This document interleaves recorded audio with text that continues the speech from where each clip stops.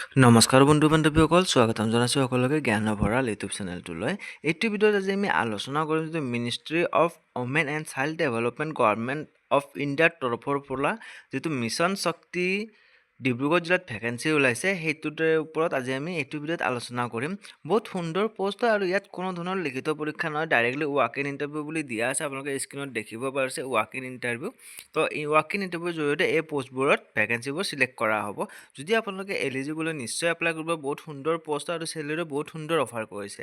মই সম্পূৰ্ণ এই ভিডিঅ'টোত কৈ দিম। আপোনালোকে স্ক্ৰীনত দেখিব পাইছে এয়া লাষ্ট ডেট মই কৈ দিছোঁ। চাওক লাষ্ট ডেট হৈছে এইখিনি পঢ়ি দিলে ভিডিঅ' বহুত দীঘলীয়া হৈ যায়, গতিকে মই আপোনালোকক পঢ়ি দিয়া নাই। আপোনালোকে ভিডিঅ'টো পজ কৰিও চাই ল'ব পাৰিব। মই মেইন টপিককেইটা কৈ দিছোঁ। আপোনালোকে স্ক্ৰীনত দেখিব পাইছে লাষ্ট ডেট হৈছে 5 মাৰ্চ। 5 মাৰ্চৰ আগত আপোনালোকৰ নিজৰ ডকুমেণ্টছখিনি পঠিয়াব লাগিব। কি ডকুমেণ্টছ পঠিয়াব লাগিব এয়া আপোনালোকে স্ক্ৰীনত দেখিব পাইছে। এক নম্বৰ হৈছে এডুকেশ্যনৰ qualification certificate age proof, voter ID proof, নতুবা proof of residence, work experience যদি আছে, কাষ্ট চাৰ্টিফিকেট যদি আপোনালোকে কাষ্ট বিলং কৰে, আৰু ইফ এমপ্লয়িড যদি কাম কৰি আছে তেনেহ'লে NOC খন লাগিব কম্পনেণ্ট অথৰিটিৰ তৰফৰ পৰা।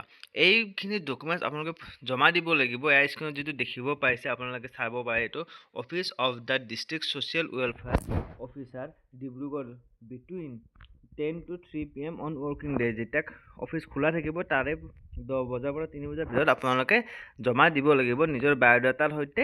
এইখিনি ডকুমেণ্টছ যিটো দিয়া আছে এই ডকুমেণ্টছখিনি আপোনালোকে জমা দিব লাগিব। এটা আমি কৈ দিম পোষ্টবোৰৰ কথা। যদি আপোনালোকে এপ্লাই কৰিব বিচাৰে তেনেহ'লে প্ৰথম ভেকেঞ্চি হৈছে কাউন্সিলৰ, ভেকেঞ্চি হৈছে এটা, আৰু এইটোত যিটো মান্থলি দিয়া হ'ব চেলেৰি হৈছে 25,000 টকা পাৰ মান্থ। এয়া আপোনালোকে স্ক্ৰীনত দেখিব পাইছে কি কোৱালিফিকেশ্যন লাগিব। ডিগ্ৰী, ডিপ্ল'মা ইন চাইক'লজি নতুবা psychiatry, neuroscience with a background in the health sector.